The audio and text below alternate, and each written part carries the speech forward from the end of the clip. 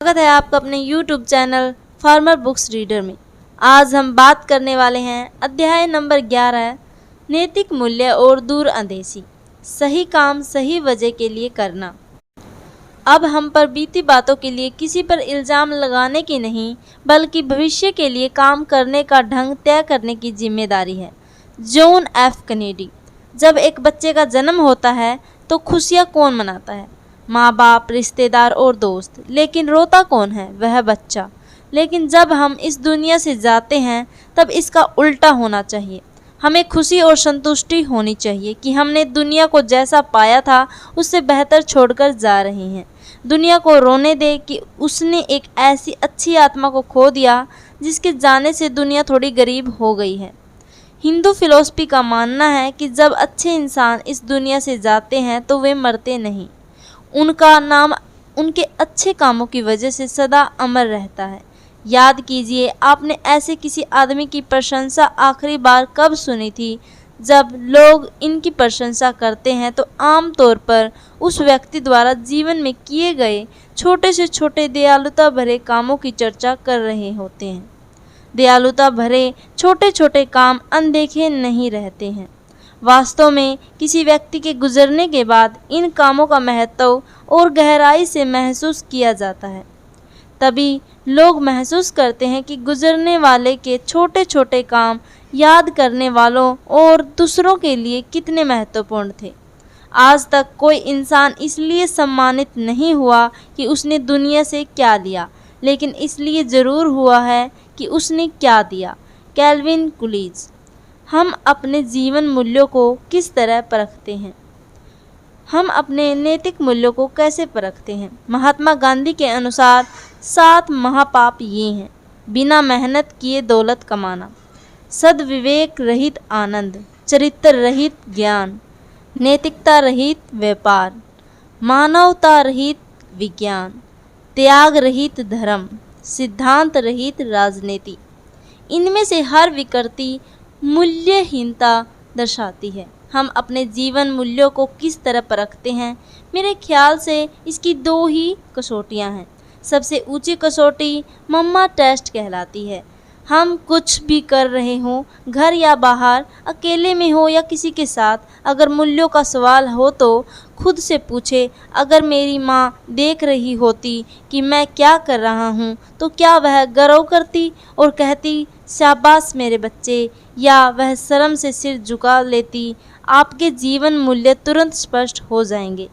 अगर हम मम्मा test pass कर ले और दूसरे सभी टेस्टों में फ़ेल हो जाएं तो भी हम पास हैं, और अगर हम मम्मा टेस्ट में फ़ेल हो गए और बाकी सभी टेस्टों में पास हो गए तो हम फ़ेल हैं। अगर मम्मा टेस्ट से जवाब नहीं मिलता तो हमारे पास एक और टेस्ट है जिसे कहते हैं बाबा टेस्ट। हम कुछ भी कर रहे हों, घर या बाहर, अकेले में या किसी के साथ, अगर मूल्यों का सवाल हो तो खुद से पूछे, अगर मेरे बच्चे मुझे यह काम करता हुआ देखे तो क्या मैं चाहूँगा कि वह इसे देखें या मैं शर्मिंदा होऊंगा? एक बार फिर शंका के बादल जल्दी ही छट जाएंगे और आपको अपना जवाब मिल जाएगा। अगर ये दोनों टेस्ट किसी इंसान के जीवन मूल्यों को नहीं परख पाते तब वह इंसान नहीं है। हमारे जीवन मूल्य कैसे बदलते हैं? लगातार संपर्क में आने से जो असहनीय है वह भी स्वीकार करने लायक हो जाता है और फिर हम उसमें उलझ जाते हैं। जब हम इन असह्य चीज़ों को स्वीकार करने लगते हैं तो इन्हें उचित बताने लगते हैं। समय बदल रहा है। हम युवा पीढ़ी में नैतिक मूल्यों में गिरावट की बात करते हैं। अफसोस जाहिर करते हुए हम कहते हैं कि उनका आखिरकार क्या होगा, लेकिन उन पर उंगली उठाने से पहले आइए देखें कि दोष किसका है। हमें यह याद रखना चाहिए कि नैतिक मूल्य, अच्छी आदतें और सद्गुण पैदाइशी नहीं होते हैं, वे सीखे जाते हैं। अगर हम आने वाली पीढ़ियों पर सकारात्मक असर डालना चाहते हैं तो हमें अपनी प्राथमिकताएं सही ढंग से निर्धारित करनी चाहिए। हम जीविका के लिए क्या करते हैं और हम जीविका के साथ क्या करते हैं में अंतर। पैसा हर काम की कीमत नहीं होता। माँ बाप बच्चों की परवरिश इस उम्मीद से नहीं करते कि बदले में उन्हें पैसा मिलेगा। बहुत से लोगों के पास काफ़ी पैसा है मगर वे फिर भी गरीब हैं। हमारा लक्ष्य होना चाहिए कि हमारे पास पैसे भी हो और हम अमीर भी हो। हम लोगों की ज़िंदगी का सबसे दुर्भाग्यपूर्ण पहलू यह है कि कई लोग पैसा बिना कमाए ही हासिल करना चाहते हैं। दुनिया की सबसे अच्छी और सबसे सुंदर चीज़ों को न तो देखा और न ही छुआ जा सकता है, उन्हें दिल से महसूस किया जाना चाहिए। Helen Keller. मेहनत इंसान को पैसे की कीमत सिखाती है, इसलिए यह बहुत ज़रूरी है कि माँ बाप अपने बच्चों को यह बात सिखाएं। मुझे युवा पीढ़ी के बारे में सोचकर बहुत दुख होता है कि वह मूल्यों को सीखे बिना दौलत विरासत में पा लेते हैं। सही शिक्षा और निर्देशन न मिलने की वजह से वे हर चीज़ को पैसे से तोलते हैं। उनका मानना है कि हर चीज़ बिकाऊ है और हर चीज़ की कीमत है। वास्तव में यह सच नहीं है। चरित्र अमूल्य है। एक अंग्रेजी फिल्म इंडिशिएंट प्रपोजल में यह बात साफ रूप में दिखाई गई है। उसमें दिखाया गया है कि एक बार व्यभिचार करने की कीमत 10 लाख डॉलर भी हो सकती है। लोग रातों रात सफल होना चाहते हैं, चाहे उन्हें अपनी आत्मा को ही क्यों न बेचना पड़े, लेकिन फिर भी बात नहीं बनती। ऐसा इसलिए है कि सच्चे जीवन मूल्य अमूल्य होते हैं। जैसे ही मूल्यों की कोई कीमत लग जाती है तो वे अपनी कीमत खो बैठते हैं। कोई भी फायदा उस नुकसान की भरपाई नहीं कर सकता। पैसे का होना और उससे खरीदी गई चीज़ों का होना ठीक है, मगर पैसे कमाने के दौरान हम उन चीज़ों को नहीं खोना चाहते जो अनमोल है, जिसे पैसा नहीं खरीद सकता। पैसा हमेशा अकल की बात नहीं बोलता। हम अक्सर लोगों को यह कहते हुए सुनते हैं कि हर आदमी की एक कीमत होती है। जो लोग ऐसी बातें करते हैं वे वास्तव में खुद बिकाऊ होते हैं। अच्छे चरित्र, निष्ठा और सही जीवन मूल्य वाले लोग बिकाऊ नहीं होते। पैसा खरीद सकता है, हंसी मगर खुशी नहीं, बिस्तर मगर नींद नहीं, किताबें मगर ज्ञान नहीं, एक घड़ी मगर समय नहीं, साथी मगर दोस्त नहीं, चमक धमक मगर खूबसूरती नहीं, खाना मगर भूख नहीं, मकान मगर घर नहीं, दवा मगर सेहत नहीं, अंगूठी मगर जीवन साथी नहीं। जीवन में 2 तरह के दुख होते हैं। हम जो चाहते हैं वह न मिलना। दुख झेलने वालों के लिए एक नसीहत। मैंने ईश्वर से शक्ति मांगी थी ताकि मैं कुछ हासिल कर सकूं। उसने मुझे कमज़ोर बनाया ताकि मैं दूसरों की सेवा अदब से करूं। मैंने सेहत मांगी थी ताकि मैं बड़े काम कर सकूं। मुझे दुर्बलता मिली ताकि मैं अच्छे काम कर सकूं। मैंने धन दौलत मांगी थी ताकि मैं खुश रह सकूं। मुझे गरीबी मिली ताकि मैं बुद्धिमान बन सकूं। मैंने रुतबा मांगा था ताकि लोग मुझे सराहें। मुझे असहाय बनाया ताकि मैं ईश्वर की ज़रूरत महसूस करूं। मैंने सब चीज़ें मांगी थी ताकि मेरा जीवन खुशहाल हो। मुझे सिर्फ जीवन मिला ताकि मैं हर चीज़ से खुशी पा सकूं। मैंने जो भी मांगा नहीं मिला, मगर वह सब कुछ मिला जिसकी आशा की थी। मेरे ऐसा करने के बावजूद मेरी अनकही प्रार्थनाएं सुनी गई। मुझ पर सब इंसानों से ज़्यादा कृपा हुई। अज्ञात। दूसरा है जो चाहा वह मिला। जब हमारे जीवन मूल्य स्पष्ट न हो तब हमारी इच्छाओं का पूरा होना ज़्यादा दुखदायी हो सकता है। राज मिदास की कहानी यही बताती है। मिदास का स्पर्श। हम सभी लालची राजा मिदास की कहानी जानते हैं। उसके पास सोने की कमी नहीं थी, लेकिन सोना जितना बढ़ता वह और अधिक सोना चाहता। उसने सोने को खजाने में जमा कर लिया था और हर रोज़ उसे गिना करता था। एक दिन जब वह सोना गिन रहा था तो एक अजनबी कहीं से आया और बोला, तुम मुझसे ऐसा कोई भी वरदान मांग सकते हो जो तुम्हें दुनिया में सबसे ज़्यादा खुशी दे। राजा खुश हुआ और उसने कहा, मैं चाहता हूँ कि जिस चीज़ को छूऊं वह सोना बन जाए। अजनबी ने राजा से पूछा, क्या तुम सचमुच यही चाहते हो? राजा ने कहा, हाँ। तो अजनबी बोला, कल सूरज की पहली किरण के साथ ही तुम्हें किसी चीज़ को छूकर सोना बना देने की ताकत मिल जाएगी। राजा ने सोचा कि वह सपना देख रहा होगा, यह सच नहीं हो सकता। लेकिन अगले दिन जब राजा नींद से उठा तो उसने अपना पलंग छुआ और वह सोना बन गया। वह वरदान सच था। राजा ने जिस चीज़ को भी छुआ वह सोना बन गई। उसने खिड़की के बाहर देखा और अपनी नन्ही बच्ची को खेलते पाया। उसने अपनी बिटिया को यह अजूबा दिखाना चाहा और सोचा कि वह खुश होगी, लेकिन बगीचे में जाने से पहले उसने एक किताब पढ़ने की सोची। उसने जैसे ही उसे छुआ वह सोना बन गई। वह किताब को पढ़ न सका। फिर वह नाश्ता करने बैठा। जैसे ही उसने फलों और पानी के गिलास को छुआ वो भी सोना बन गई। उसकी भूख बढ़ने लगी और वह खुद से बोला, मैं सोने को खा और पी नहीं सकता। ठीक उसी समय उसकी बेटी दौड़ती आई। वह वहाँ आई और उसने उसे बाहों में भर लिया। वह सोने की मूर्ति बन गई। अब राजा के चेहरे से खुशी गायब हो गई। राजा सिर पकड़कर रोने लगा। वह वरदान देने वाली अजनबी फिर आया और उसने राजा से पूछा कि क्या वह हर चीज़ को सोना बना देने की अपनी ताकत से खुश है। राजा ने बताया कि वह दुनिया का सबसे दुखी इंसान है। राजा ने उसे सारी बात बताई। अजनबी ने पूछा, अब तुम क्या पसंद करोगे, अपना भोजन और प्यारी बिटिया, या सोने के ढेर और बिटिया की सोने की मूर्ति। राजा ने गिड़गिड़ाकर माफ़ी मांगी और कहा, मैं अपना सारा सोना छोड़ दूंगा। मेहरबानी करके मेरी बेटी मुझे लौटा दो, क्योंकि उसके बिना मेरी हर चीज़ मूल्यहीन हो गई है। अजनबी ने राजा से कहा, तुम पहले से बुद्धिमान हो, और उसने अपने वरदान को वापस ले लिया। राजा को अपनी बेटी फिर से मिल गई और उसे एक ऐसी सीख मिली जिसे वह जिंदगी भर नहीं भुला सका। इस कहानी से क्या शिक्षा मिलती है? घटिया या विकृत जीवन मूल्यों से दुखी मिलता है। कई बार इच्छा का पूरा होना न पूरा होने से बड़ा दुख बन जाता है। फुटबॉल के खेल में तो खिलाड़ी बदले जा सकते हैं, पर जिंदगी के खेल में न तो खिलाड़ी बदले जा सकते और न ही खेल दोबारा खेला जा सकता। शायद हमें अपने दुखों से मुक्ति पाने का मौका दोबारा न मिल सके। आप कैसे याद किया जाना पसंद करेंगे?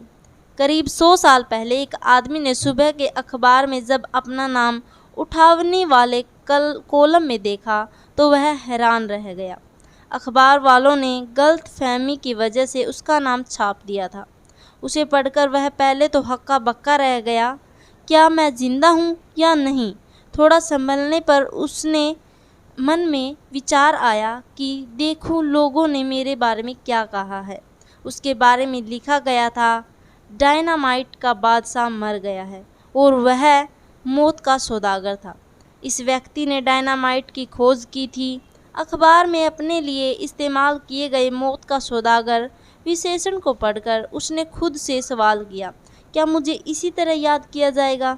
उसने फैसला किया कि वह हरगिज़ नहीं चाहेगा कि लोग उसे इस तरह याद करें।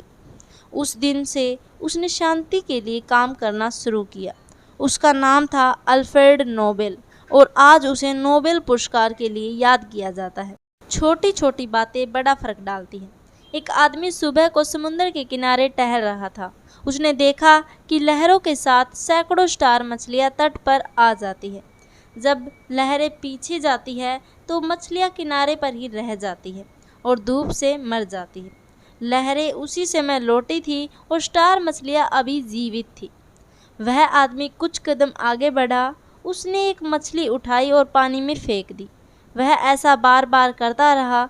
उस आदमी के ठीक पीछे एक और आदमी था जो यह नहीं समझ पा रहा था कि वह क्या कर रहा है।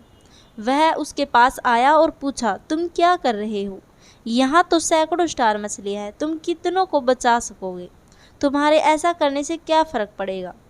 उस आदमी ने कोई जवाब नहीं दिया। 2 कदम आगे बढ़कर उसने एक और मछली को उठाकर पानी में फेंक दिया और बोला, इस एक मछली को तो फ़र्क पड़ता है। क्या आपका जीवन बचाने लायक है? एक लड़का नदी में डूब रहा था। वह मदद के लिए चिल्लाया। एक आदमी जो उधर से गुजर रहा था नदी में कूद पड़ा और उसने लड़के को बचा लिया। जब वह आदमी जाने लगा तो बच्चे ने कहा, धन्यवाद। उस आदमी ने पूछा, किस लिए? लड़के ने जवाब दिया, मेरी ज़िंदगी बचाने के लिए। उस आदमी ने लड़के की आंखों में देखा और कहा, बेटा, जब तुम बड़े हो जाओ तो इस बात को साबित करना कि तुम्हारी ज़िंदगी बचाने लायक थी। यह सोचने का समय है, यह सचेत होने का समय है। आत्मसंतुष्टि के बिना सफलता व्यर्थ है। यदि जीवन का कोई अर्थ है और उद्देश्य न हो तो आप कितनी भी सम्मान पैसा और शिक्षा हासिल कर लें, आपको ज़िंदगी में खालीपन और उदासी ही महसूस होगी। सेहत, पैसा, परिवार, समाज और जीवन मूल्यों के बारे में अपनी व्यक्तिगत सफलता की फिलॉसफी बनाने से ही सफलता की शुरुआत होती है। अगर हमारी ज़िंदगी में सफलता की साफ फिलॉसफी न हो तो ख्याली पुलाव ही हमारे मार्गदर्शक बन जाएंगे। अगर हमारे पास सफलता की कोई फिलॉसफी नहीं है तो हमने अनजाने में असफलता की फिलॉसफी को अपना लिया है। वचनबद्धता हमारे जीवन मूल्यों का एक बेहद ज़रूरी हिस्सा है। वचनबद्धता, जब हमारे जीवन मूल्य साफ होते हैं तो फैसला लेना और वचन निभाना आसान हो जाता है। उदाहरण के तौर पर आप दुश्मनों को अपने देश के राज बेचकर अपने देश के प्रति वचनबद्धता नहीं निभा सकते। अपने दोस्त के राज दूसरों को बताकर दोस्ती बरकरार नहीं रख सकते। वचनबद्धता पूरा न करने का नतीजा बेईमान व्यवहार है। कोई रिश्ता, चाहे वह व्यक्तिगत हो या व्यावसायिक, अगर ऐसी बातों के बावजूद कायम रहे तो मुझे हैरानी होगी। मैं कोशिश करूँगा मगर मैं वचनबद्धता नहीं दे सकता। मैं इसे कर लूँगा मगर मेरे भरोसे मत रहना। अगर हो सका तो मैं आऊँगा मगर काम ही आशा रखना। जब तक तुम कामयाब हो मैं तुम्हारे साथ रहूँगा। जब तक तुम्हारी सेहत अच्छी है मैं तुम्हारे साथ रहूँगा। जब तक मुझे कुछ और अच्छा नहीं मिल जाता मैं तुम्हारे साथ रहूँगा। अगर ये रिश्ते एक दूसरे पर भरोसा नहीं रख सकते तो मुझे समझ में नहीं आता कि दुनिया का काम कैसे चलेगा। माँ बाप, बच्चे, पति पत्नी, गुरु शिष्य, विक्रेता ग्राहक, मालिक कर्मचारी, दोस्त दोस्त, इन रिश्तों के बुनियादी असूलों पर भरोसा न कर पाने का एहसास किसी इंसान को पागल बना सकता है। हमारे सबसे मजबूत रिश्ते वचन के अदृश्य धागे से बंधे होते हैं। इन दिनों वादों को तोड़ना कोई बड़ी बात नहीं मानी जाती। वचनबद्धता की कमी रिश्तों में दरार डाल देती है और असुरक्षा बढ़ाती है। वचनबद्धता न होने पर लोग समझ नहीं पाते कि उनके आपसी रिश्तों में कितनी गहराई है। वचनबद्धता में ये बातें शामिल है: भरोसा, विश्वसनीयता, निश्चितता, निरंतरता, परवाह करना, दूसरों की भावनाओं का एहसास, कर्तव्य का भाव, ईमानदारी, चरित्र, निष्ठा, वफादारी। अगर इनमें से एक भी चीज़ की कमी हो तो वचनबद्धता में कमजोरी आ जाती है। बिना किसी शर्त के दिया गया वचन कहता है, अनिश्चित भविष्य में मैं ही निश्चित हूँ। भविष्य को कौन सी चीज़ें अनिश्चित बना सकती है? आपकी ज़िंदगी और हालात में बदलाव, बाहरी हालात में बदलाव। अनिश्चितता के बावजूद वचनबद्धता कहती है, तुम मुझ पर भरोसा कर सकते हो। वचन देने वाला इंसान बहुत कुछ कुर्बान करने को तैयार रहता है। किस लिए? जवाब साफ है, इसके इनाम बहुत कीमती हो सकते हैं। वचनबद्धता कहती है, मैं त्याग करने को तैयार हूँ क्योंकि मुझे तुम्हारी परवाह है। मैं भरोसेमंद व्यक्ति हूँ, तुम मुझ पर विश्वास कर सकते हो। मैं तुम्हें धोखा नहीं दूंगा। तकलीफ़ों के बावजूद मैं तुम्हारे साथ रहूँगा। अच्छे या बुरे समय में मैं तुम्हारा साथ नहीं छोड़ूंगा। वचनबद्धता उस एक कानूनी कॉन्ट्रैक्ट की तरह नहीं होती जिसे पूरा करना ही पड़ता है। इसकी बुनियादी कागज़ के टुकड़े पर किया गया दस्तक नहीं, बल्कि चरित्र, निष्ठा और दूसरे के मनोभाव का एहसास है। वचनबद्धता कायम रखने के फायदे क्या है? यह लाती है निश्चितता, सुरक्षा, व्यक्तिगत विकास, व्यक्ति और समुदाय के बीच अटूट रिश्ता, टिकाऊ व्यक्तिगत और व्यावसायिक रिश्ते, चोर उचक्कों और गुंडे मवालियों को भी ईमानदारी के साथ वचन निभाने वालों की तलाश रहती है। याद रखें और गांठ बांध ले कि ज़रूरतें इच्छाओं से ज़्यादा गहरी या मजबूत होती है। वचनबद्धता रिश्तों को जोड़ने वाली गोंद की तरह है। वचन निभाने का मतलब है अपने सुखों को त्याग, दुखों को इच्छापूर्वक स्वीकार करना। मिसाल के तौर पर दोस्ती में वचन निभाने का मतलब है विश्वसनीयता कायम रखना। ग्राहकों के प्रति वचन निभाने का मतलब है अच्छी सेवा देना। वैवाहिक जीवन के प्रति वचनबद्धता का मतलब है वफादार होना। शिष्टता के प्रति वचनबद्धता का मतलब है अशिष्टता से दूर रहना। देशभक्ति के प्रति वचनबद्धता का मतलब है त्याग करना। नौकरी के प्रति वचनबद्धता का मतलब है निष्ठावान होना। समुदाय के प्रति वचनबद्धता का मतलब है जिम्मेदार होना। वचनबद्धता परिपक्वता की पहचान है। वचनबद्धता का मतलब है दूसरा रास्ता मिलने या कठिनाइयाँ सामने पर अपने फर्ज से मुंह न मोड़ना। सिर्फ मजबूत इरादों के लोग ही एक मजबूत समाज का निर्माण करते हैं। रिश्ते वचनबद्धता पर आधारित होते हैं, सिर्फ निकटता और घनिष्ठता पर नहीं। कोई व्यक्ति करीबी और घनिष्ठ हो सकता है, लेकिन जरूरी नहीं कि वह वचन भी निभाए। पिछले कुछ दशकों में समाज के जीवन मूल्य तेजी के साथ बदले हैं। अब तो बिना वचनबद्धता के संबंध बनाना भी अच्छा समझा जाने लगा है। बहुत से लोग वचनबद्धता का मतलब बंधन मान लेते हैं। वे लोग वचनबद्ध नहीं होना चाहते क्योंकि वे खुद को इसके लिए पूरी तरह तैयार नहीं मानते। फिर भी सालों तक वे दूसरों की हर चीज़ इस्तेमाल करते रहते हैं। बहाना यह होता है कि वचनबद्ध होने से पहले हम एक दूसरे को परख रहे हैं। वे सालों साल परखते रहते हैं। वे ऐसी क्या चीज़ परख रहे हैं जिसे उन्होंने पिछले कुछ दिनों या कुछ महीनों अथवा कुछ सालों में नहीं परखा है। मेरे विचार में ऐसे लोग स्वार्थी जोंक की तरह है। ये लोग चीज़ें जब तक ठीक चल रही हो तब तक अधिक से अधिक फ़ायदा उठा लेना चाहते हैं। ये केवल लेना जानते हैं और समाज के लिए एक बोझ हैं। रिश्ते प्यार और भावनाओं के आवेग से नहीं चलते, बल्कि वचनबद्धता और दूसरे के मनोभाव को समझने से चलते हैं। वचनबद्धता का मतलब है कि दूसरों की ज़रूरत को ज़्यादा महत्व देना। कई बार नेक इरादे वाले अच्छे लोगों के सामने एक दूसरे से टकराने वाली वचनबद्धताएं आ खड़ी होती है। उदाहरण के तौर पर एक सिपाही आखिरी सांसें ले रही अपनी पत्नी की देखभाल के प्रति वचनबद्ध है। तभी अचानक उसे इमरजेंसी से निपटने के लिए बुलाया जाता है। शहर में कहीं 10 लोगों का जीवन खतरे में है। उसे क्या करना चाहिए? एक सर्जन की बेटी को स्नातक की उपाधि मिलने वाली है।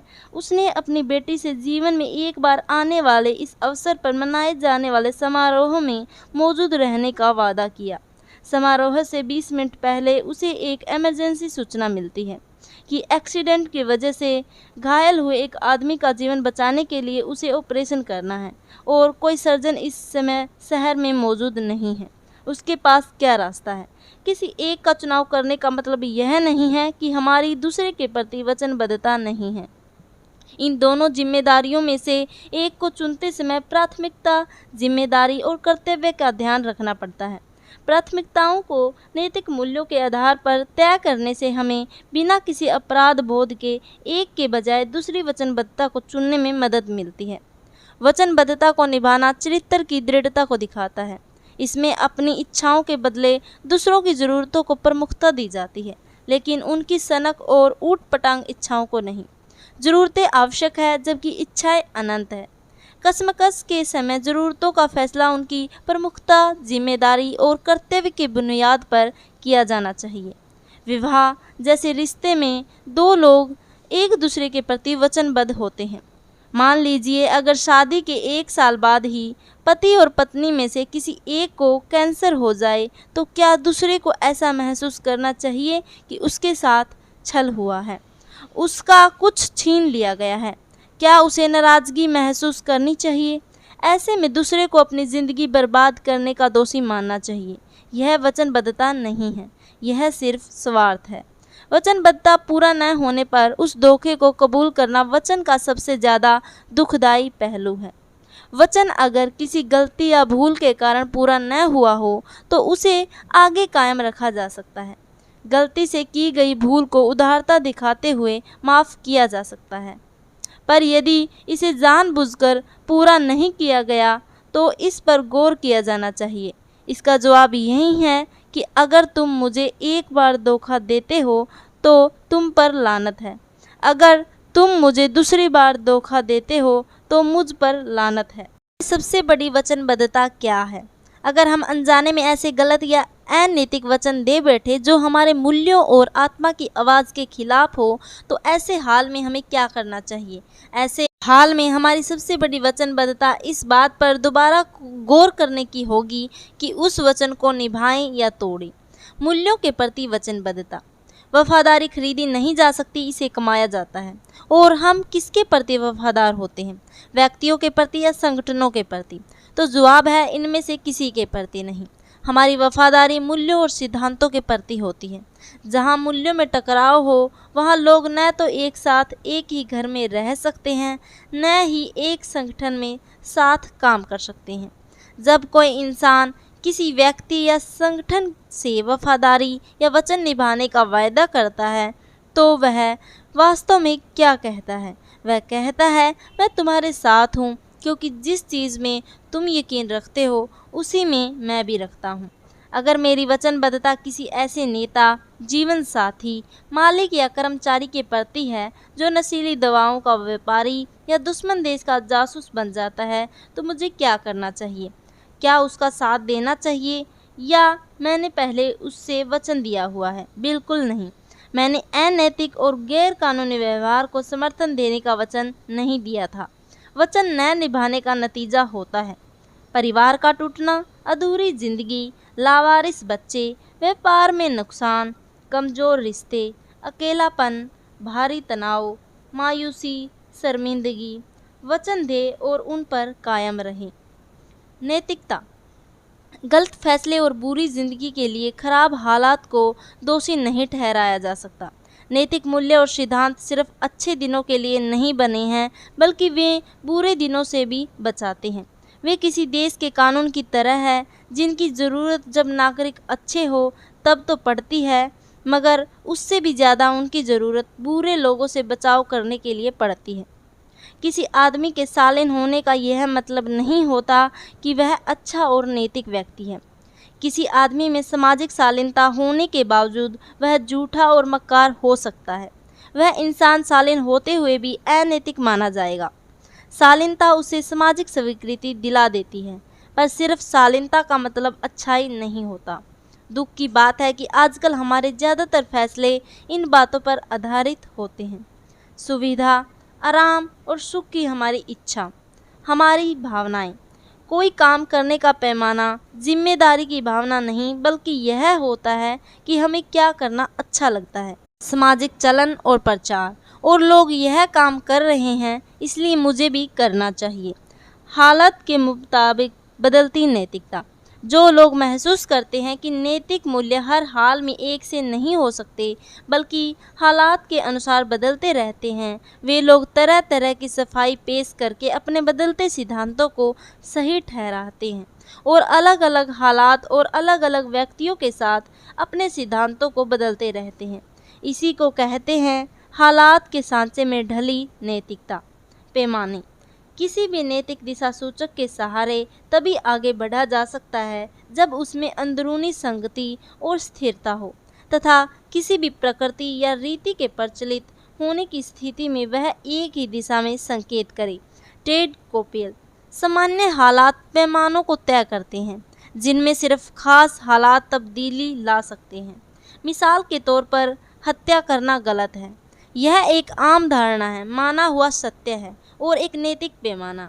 आत्मरक्षा के लिए की गई हत्या को इस नैतिक पैमाने का अपवाद माना जाता है, लेकिन किसी को हत्या करने की छूट इसलिए नहीं मिल सकती कि आज मौसम अच्छा है या उसका दिल कर रहा है। हमारे नैतिकता के स्तर का पता इस बात से भी चलता है कि हम कैसे सलाहकार और कैसे सप्लायर चुनते हैं, कैसे खरीदारों से नाता रखते हैं और अपने फुर्सत का वक्त कैसे बिताते हैं। न्याय और नैतिकता में ये गुण शामिल हैं: एक दूसरे के मनोभाव को समझना, निष्पक्षता, घायलों, बीमारों और बूढ़ों के लिए हमदर्दी, समाज के व्यापक हितों का ध्यान। ज़्यादा लोगों के एक बात पर सहमत होने का मतलब यह नहीं है कि वह बात सही है। मिसाल के तौर पर, यदि किसी देश के नागरिक उस देश के सभी नीली आंखों वाले लोगों से वोट देने का हक छीनने के लिए मतदान करे तो उसे सही नहीं माना जाएगा।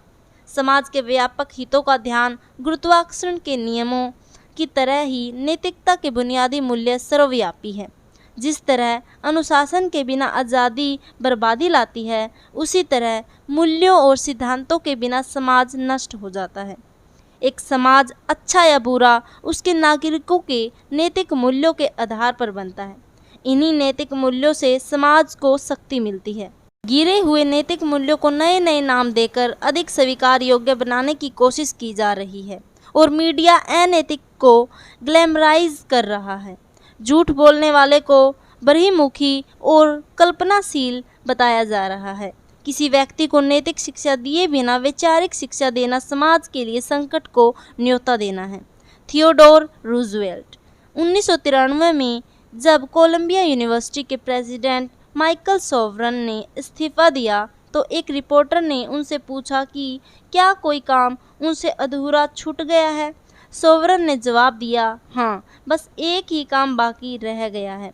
उन्होंने नैतिक शिक्षा की कमी की तरफ इशारा करते हुए कहा, एक आम स्टूडेंट को इस बारे में कोई शिक्षा नहीं दी जाती कि ज़्यादातर शिक्षक इन विषयों को छूने से कतराते हैं।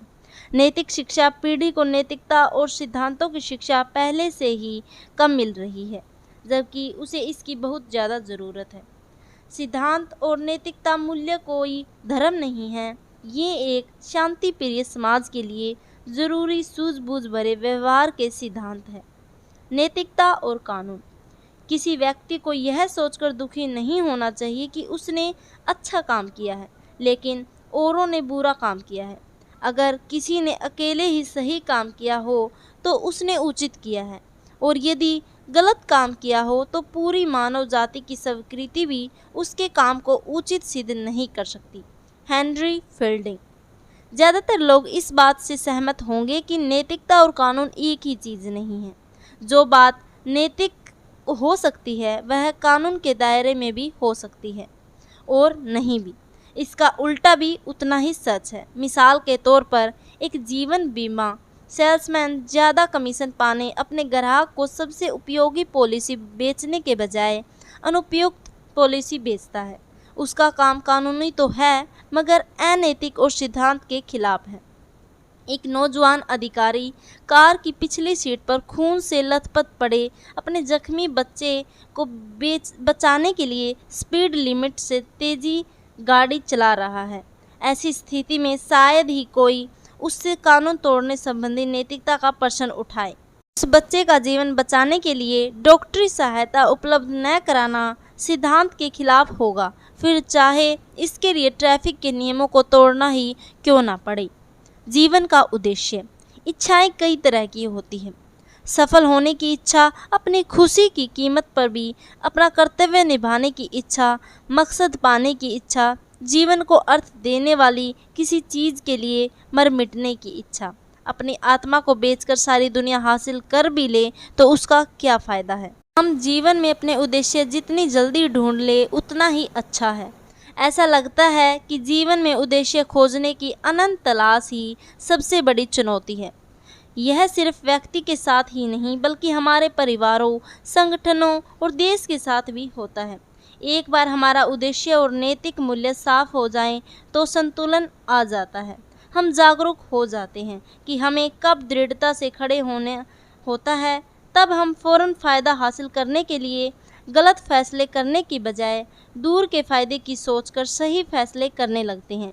समझदारी और परिपक्वता से बड़े मुद्दों के बारे में बेहतर समझ पैदा होती है। पढ़ो ऐसे कि जैसे तुम्हें सदा जीना है, जियो ऐसे कि जैसे तुम्हें कल की दुनिया से चले जाना है। महात्मा गांधी। दूसरों की मदद किए बिना हम अपनी मदद नहीं कर सकते। दूसरों को फ़ायदा पहुँचाए बिना हम खुद को फ़ायदा नहीं पहुँचा सकते। दूसरों को खुशहाली दिए बगैर हम खुद खुशहाल नहीं रह सकते। जेनेट कोल, स्पेल्समैन कॉलेज। जेनेट कोल ने एक बार कहा, मुझे ऐसा व्यक्ति दिखाओ जो साधारण स्तर से संतुष्ट हो तो मैं तुम्हें ऐसा व्यक्ति दिखाऊंगी जिसकी किस्मत में असफल होना लिखा है। जिंदगी तमाशबीनों का खेल नहीं है। हम चुपचाप बैठकर कुछ होते हुए नहीं देख सकते। जिंदगी को सार्थक बनाने के लिए एक उद्देश्य को खोजना और उसे पाने की कोशिश करना ज़रूरी है। उद्देश्य के साथ जीना।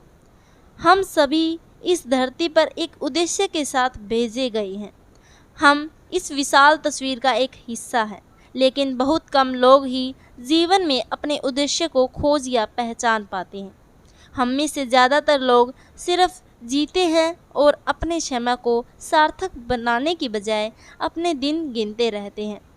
मैं उस काम में असफल होना पसंद करूँगा जो आखिर में सफल होगा, बजाय उस काम में सफल होने के जो आखिर में असफल होगा। Woodrow Wilson. हम अपने जीवन मूल्य कहाँ से सीखते हैं? मैंने हाल ही में एक ऐसे शिक्षक के बारे में पढ़ा जो टीनेक, न्यू जर्सी, अमेरिका में हाई स्कूल स्तर के छात्रों को जीवन मूल्यों के बारे में पढ़ा रहे थे। क्लास की एक लड़की को $1000 से भरा पर्स पड़ा मिला और लड़की ने वह उसके मालिक को दे दिया। शिक्षक ने छात्रों की राय जाननी चाहिए। क्लास के हर छात्र ने उस लड़की को बेवकूफ़ बताया। ज़्यादातर छात्रों का यह मानना था कि अगर कोई अपने सामान के प्रति लापरवाह है तो उसे इस बात की सज़ा मिलनी चाहिए। जब शिक्षक से पूछा गया कि उसने बच्चों से क्या कहा तो उसने जवाब दिया, मैंने कुछ भी नहीं कहा। अगर मैं उन्हें यह बताऊं कि क्या सही है और क्या गलत, तो मैं उनका काउंसलर नहीं माना जाऊंगा। मैं अपने विचार उन पर नहीं लाद सकता। जीत और विजेता में फ़र्क। जीत और विजेता में क्या फ़र्क है? जीतना एक घटना है, विजेता होना एक भावना। विजेता जीत को अपने सिद्धांतों के तराजू पर तोलते हैं। 3 प्रेरक विजेता। ओलंपिक में भाग लेना जीवन की एक बहुत बड़ी घटना मानी जाती है। लॉरेंस लेमिएक्स ओलंपिक में नाव की रेस के दौरान मुसीबत में फंसे अपने एक प्रतियोगी की मदद करने के लिए रुक गए। सारी दुनिया देख रही थी। अपने जीतने की इच्छा से ज़्यादा दूसरे के जीवन की रक्षा करने को उन्होंने प्राथमिकता दी। हालांकि वे नौका दौड़ में नहीं जीते, फिर भी विजेता थे। सारी दुनिया के राजा और रानियों ने उनका सम्मान किया क्योंकि उन्होंने ओलंपिक की भावना को जीवित रखा। रूबेन गोंजालेस रैकेटबॉल की विश्व चैंपियनशिप फाइनल मैच खेल रहे थे। फाइनल खेल में मैच पॉइंट पर गोंजालेस ने एक बहुत अच्छा शॉट खेला। रेफरी और लाइसेंसमैन दोनों ने उनके शॉट को सही बताया और उन्हें विजेता घोषित कर दिया। मगर गोंजालेस ने थोड़ा रुकने और हिचकने के बाद पीछे मुड़कर अपने प्रतिद्वंदी से हाथ मिलाते हुए कहा, शॉट गलत था। नतीजा यह हुआ कि वे सर्विस हार गए और मैच भी। हर कोई हैरान रह गया। कौन सोच सकता था कि एक खिलाड़ी जिसके हक में सारी बातें हो, हार को इस तरह गले लगा लेगा। जब पूछा गया कि उन्होंने ऐसा क्यों किया तो गोंजालेस ने जवाब दिया, अपने ज़मीर को बनाए रखने के लिए मेरे पास यही एक रास्ता था। वह मैच हार गए लेकिन फिर भी वह एक विजेता थे। कुछ सेल्समैनों के एक ग्रुप ने मीटिंग के लिए शहर से बाहर जाते समय अपने परिवार वालों से कहा कि वे शुक्रवार की रात को खाने के समय तक आ जाएंगे। लेकिन जैसा कि इस तरह के दौरों में होता है, एक के बाद एक काम होने की वजह से मीटिंग निश्चित समय पर ख़त्म नहीं हो सकी। उन्हें देर हो चुकी थी और उन्हें जहाज़ पकड़ना था। वे भागते भागते जहाज़ छूटने से कुछ ही मिनट पहले एयरपोर्ट पहुँचे। टिकट उनके हाथों में थे और वे आशा कर रहे थे कि जहाज़ टकरा गया जिस पर फलों का एक टोकरा रखा था। सारे फल इधर उधर बिखर गए और ख़राब हो गए, लेकिन उनके पास रुकने का समय नहीं था। वे दौड़ते रहे और जहाज़ के अंदर पहुंचकर उन्होंने चैन की सांस ली, सिर्फ एक को छोड़कर। उसने अपने साथियों से विदा ली और लौट आया। उसने जो कुछ देखा उससे उसे एहसास हुआ कि उसने बाहर आकर ठीक किया। वह उस गिरी हुई मेज़ के पास गया और रोजी रोटी के लिए फल बेचती थी। उसने कहा, मुझे उम्मीद है कि हमने तुम्हारा दिन खराब नहीं किया। उसने $10 जेब से निकालकर उस लड़की को दे दिए और कहा, लालच यह तुम्हारा नुकसान पूरा कर देगा। व्यापार में इसके बाद वह चला गया। नैतिकता लड़की यह सब कुछ तो देख न सकी, लेकिन दूर जाते कदमों की धीमी पड़ती आवाज को सुनकर उसने जोर से आवाज लगाई, क्या आप भगवान हैं? उस सेल्समैन का जहाज तो छूट गया, लेकिन क्या वह विजेता नहीं था? यकीनन था। कोई बिना मेडल के भी विजेता हो सकता है, और यदि जीत को सही नजरिए से न देखा जाए तो वह मेडल जीतने के बाद भी हारा हुआ हो सकता है। जब दूसरों को धोखा देते विजेता उधार होते हैं। याद रखिए, विजेता उधार होते हैं। वे कभी अपने बारे में डींगे नहीं हाँकते। वे अपने साथी और विपक्षी खिलाड़ियों दोनों को पूरा सम्मान देते हैं और उनकी प्रशंसा करते हैं। सफल होना तो बहुत से लोग जानते हैं, पर सफलता को संभालना कम ही लोग जानते हैं। जैसे सफलता का ब्लूप्रिंट हम दुनिया भर में कई संगठनों और आम लोगों के लिए एक 3 दिन की सेमिनार आयोजित करते हैं, जिसका नाम है ब्लूप्रिंट फॉर सक्सेस। मगर सच तो दुनिया के बहुत से संगठनों के लिए यह सेमिनार खास तौर पर उनमें काम करने वालों के लिए आयोजित की जाती है और आम लोगों के लिए यह खुले तौर पर आयोजित की जाती है। यह इस सिद्धांत पर आधारित होती है, जीतने वाले अलग काम नहीं करते, वे हर काम अलग ढंग से करते हैं। यह सिद्धांत इस सोच के जवाब में आया कि जीत ही सब कुछ है। इस बाद वाली फिलॉसफी मानने वाले की निष्ठा पर मुझे शक होता है।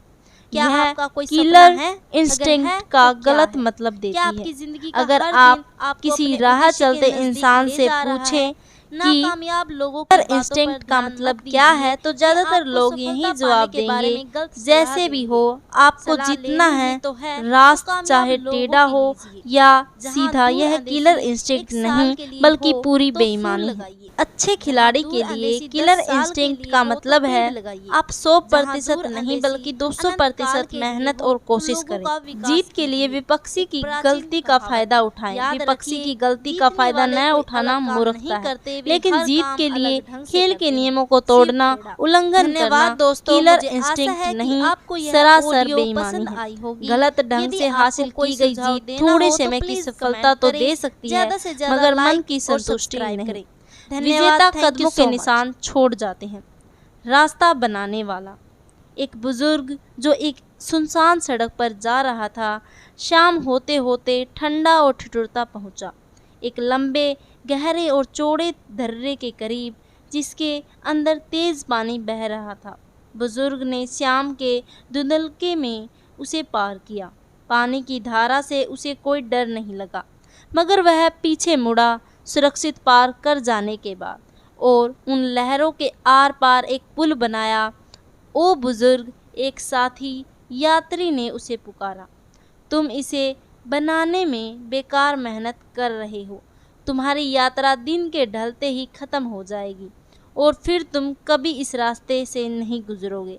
तुमने इस चौड़े और गहरे दर्रे को पार कर लिया है, तुम इस धारा पर पुल क्यों बना रहे हो? उस बुजुर्ग ने अपने सिर को उठाकर कहा, प्यारे दोस्त, जिस रास्ते से मैं आया हूँ उस राह में मेरे पीछे आ रहा है एक नौजवान जिसे यहीं से गुजरना है। यह दर्रा जो मेरे लिए मुश्किल रहा है, उस संजीले नौजवान के लिए एक बड़ा खतरा हो सकता है। उसे भी शाम के धुंधलके में पार करना पड़ेगा। मेरे दोस्त, मैं यह पुल उस नौजवान के लिए बना रहा हूँ। Will Allen Dromgoole. बदलते जीवन मूल्य। आज के सिद्धांत।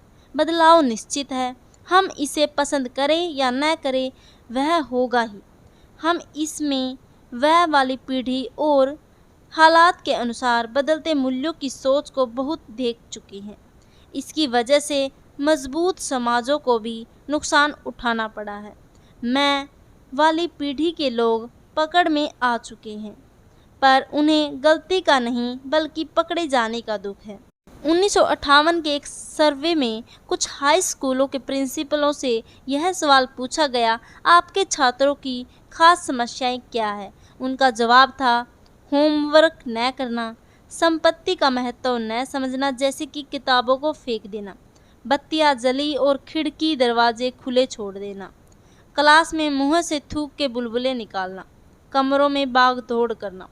उसी सवाल को 30 साल के बाद 1988 में पूछा गया। जवाब आश्चर्यजनक रूप से बिल्कुल अलग थे। आज के हाई स्कूल के छात्रों की मुख्य समस्याएं गर्भपात, एड्स, बलात्कार, नशीली दवाएं, स्कूल में हिंसा की वजह से मौत और हत्या का डर, बंदूकों और चाकुओं का आतंक। पुराने मूल्य मिट नहीं सकते। कोई भी देश साझा विश्वासों और उसके नज़रिए की वजह से संगठित रहता है, इन्हीं की वजह से उस देश के लोगों को किसी भी समाज को परेशान करने वाले संघर्षों से उभरने की शक्ति मिलती है और इन्हीं की वजह से किसी देश को उसका सबर, आकार, निष्ठा, नैतिक स्वरूप, सहन शक्ति प्राप्त होती है। John Gardner. आज नैतिक मूल्य काफ़ी नीचे गिर चुके हैं। किसी समाज में अनैतिकता और नाइंसाफ़ी से निराशा जन्म लेती है। अनैतिक आनंद की तलाश में रहने वाले लालची और अविवेकी लोगों पर दृढ़ नैतिक चरित्र वाले लोगों द्वारा अंकुश लगाया जाना जरूरी है। बदलाव के इस दौर में हम अपने रास्ते से भटक गए हैं। जिस समाज ने अपने नैतिक मूल्यों को खो दिया है वह विनाश की ओर बढ़ रहा है। इतिहास गवाह है कि जिस समाज के नैतिक मूल्य गिरे वह समाज भी गिर गया। लगभग 50-60 साल पहले अमेरिका जबरदस्त मंदी के दौर से गुजर रहा था। उसकी 1/3 दौलत कुछ ही महीनों में बर्बाद हो चुकी थी। उत्पादन में 77% की गिरावट आ गई थी। 1/4 मजदूर बेकार हो गए थे। कई शहरों में स्कूल चलाना भी मुश्किल हो गया था। न्यूयॉर्क के 20% स्कूली छात्र पोषण की कमी के शिकार हो चुके थे। एक समय तो 3,40,00,000 आदमी, औरत और बच्चे बगैर किसी आमदनी के थे। अच्छाई क्या है? अगर हम एक सर्वे करें और लोगों से पूछें क्या आप अच्छे हैं, तो ज़्यादातर लोगों का जवाब होगा हाँ। उनसे पूछें कौन सी चीज़ उन्हें अच्छी बनाती है, तो जवाब होगा मैं धोखा नहीं देता इसलिए मैं अच्छा हूँ, मैं झूठ नहीं बोलता इसलिए मैं अच्छा हूँ, मैं चोरी नहीं करता इसलिए मैं अच्छा हूँ। अगर आप ऊपर दिए गए जवाबों को जांचें और परखें तो पाएंगे कि उनमें ज़्यादा दम नहीं है।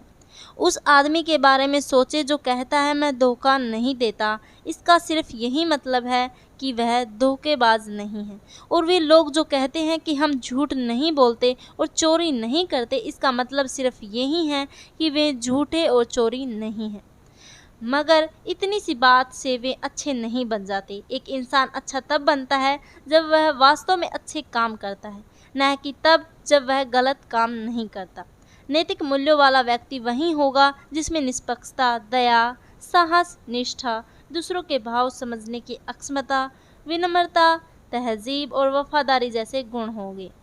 हमारी नैतिकता का स्तर कितना ऊंचा है? अगर हालात ऐसे हो तो आप क्या करेंगे? आपको मालूम है कि आपके घर और रेलवे स्टेशन के बीच का किराया 64 रुपये है। अगर आप पहले भी इतना ही दे चुके हैं और आप जानते हैं कि यही सही किराया है, मगर इस बार टैक्सी ड्राइवर केवल 32 रुपये मांग रहा है, आप क्या करेंगे? आप किसी होटल में खाना खा रहे हैं और आपने 4 चीज़ें मंगवाई। बेरा चारों चीज़ें लाया मगर गलती से उसने 3 ही चीज़ों का बिल बनाया। आप क्या करेंगे?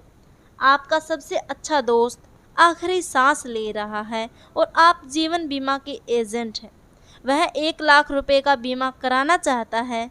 किसी को पता नहीं और न ही किसी को मालूम होगा कि आपका दोस्त मरने वाला है। नैतिकता को कौन सी चीज़ें प्रभावित करती है? लालच, डर और दबाव। व्यापार में नैतिकता। नैतिकता और अनैतिकता का असर हर व्यवसाय में झलकता है। लालची डॉक्टर बिना ज़रूरत के जांच और सर्जरी करते हैं। वकील सच को तोड़ते मरोड़ते हैं। माँ बाप और बच्चे दोनों सफ़ेद झूठ बोलते हैं। अकाउंटेंट और सेक्रेटरी अक्सर गलत रिपोर्ट बनाते हैं। जब हम अपने आसपास के लोगों को धोखा देते हैं तो सबसे बढ़कर हम खुद को धोखा देते हैं। दरअसल उस समय हम खुद धोखा खाने की तैयारी कर रहे होते हैं। इसके अलावा हम जब दूसरों को धोखा देते हैं तो सोचने लगते हैं कि दूसरे भी हमें धोखा देंगे। समृद्धि और खुशहाली जिम्मेदारियां लाती है। हम नैतिक और सामाजिक मूल्यों को नष्ट करके उद्योग धंधों और देश के बुनियादी ढांचे का निर्माण नहीं कर सकते। नैतिक नियमों को न मानने के नतीजे भी वैसे ही होते हैं जैसे कि कानूनी नियमों को न मानने के होते हैं। कुछ लोग कभी भी नैतिकता का पालन करने वाले नहीं बने। वे सोचते हैं कि उन्होंने आसान रास्ता चुना है, मगर सच तो यह है कि यह रास्ता कठिन है। स्वाभिमान और हास्यप्रियता आपको सही रास्ते पर बनाए रख सकते हैं। निष्कर्ष: लोग श्रेष्ठता का स्तर क्यों नहीं हासिल कर पाते? इसका सबसे बड़ा कारण दूरअंदेशी की कमी है। हमें अपनी नज़र मुमकिन कामों से भी आगे ले जानी चाहिए। आज हम जो कुछ भी देखते हैं, वास्तविकता बनने से पहले वह एक सपना ही था। जिंदगी को उत्साह, सही दिशा और सही उद्देश्य के साथ जिएं। क्या आपका कोई सपना है? अगर है तो क्या है? क्या आपकी ज़िंदगी का हर दिन आपको अपने उद्देश्य के नज़दीक ले जा रहा है? नाकामयाब लोगों की बातों पर ध्यान मत दीजिए, वे आपको सफलता पाने के बारे में गलत सलाह देंगे। सलाह लेनी ही तो है तो कामयाब लोगों की लीजिए। जहाँ दूरअंदेशी 1 साल के लिए हो तो फूल लगाइए, जहाँ दूरअंदेशी 10 साल के लिए हो तो पेड़ लगाइए, जहाँ दूरअंदेशी अनंत काल के लिए हो तो लोगों का विकास कीजिए। एक प्राचीन कहावत याद रखिए, जीतने वाले कोई अलग काम नहीं करते, वे हर काम अलग ढंग से करते हैं। शिव खेड़ा। धन्यवाद दोस्तों, मुझे आशा है कि आपको यह ऑडियो पसंद आई होगी। यदि आपको कोई सुझाव देना हो तो प्लीज़ कमेंट करें, ज़्यादा से ज़्यादा लाइक और सब्सक्राइब करें। धन्यवाद। Thank you so much.